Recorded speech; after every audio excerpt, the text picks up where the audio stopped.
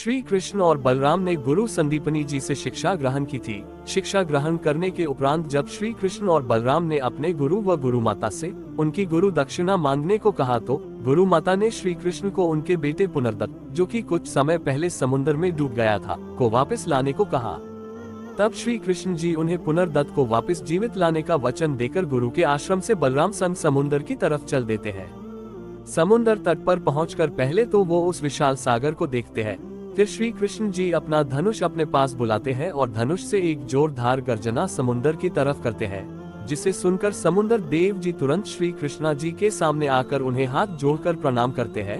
फिर श्री कृष्ण जी समुद्र देव को पुनर्दत्त को वापस करने का आदेश देते हैं। तब समुद्र देव जी बोलते हैं कि पुनर्दत्त उनके पास नहीं है।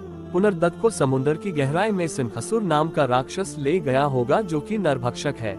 तभी कृष्ण और बलराम बिना समय गवाए समुद्र की गहराई में शंखसूर की तलाश में चले जाते हैं। समुद्र की गहराई में एक बड़े शंख के अंदर वो राक्षस रहता था। राक्षस को शंख के अंदर से बाहर निकालने के लिए श्री कृष्णा शंख के चारों ओर अग्नि लगा देते हैं। अग्नि की लपटों से झुलसकर शंखसूर बाहर आ जाता है।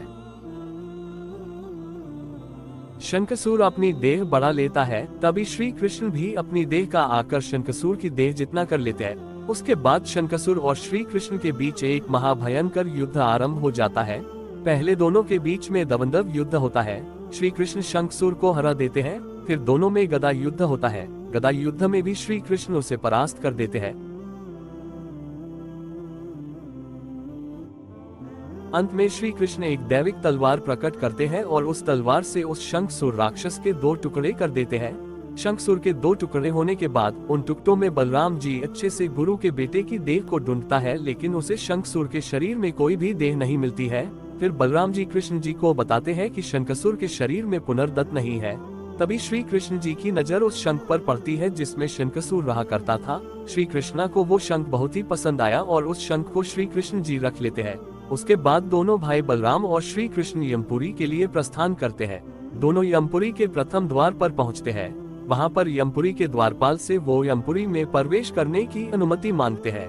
तो इस पर यमपुरी के द्वारपाल उन्हें ये कहकर कि सह शरीर कोई भी यमपुरी में प्रवेश नहीं कर सकता, उन्हें वही द्वार पर ही रोक लेते हैं। जब कोई भी मार्ग कृष्ण और बलराम को यमपुरी में जाने को नहीं दिखता तो श्री कृष्ण अपना शंखनाद कर देते हैं। उनके शंखनाद से इतनी भयानक ध्वनि उत्पन्न होती है कि उससे पूरा यमपुरी धुल जाता है।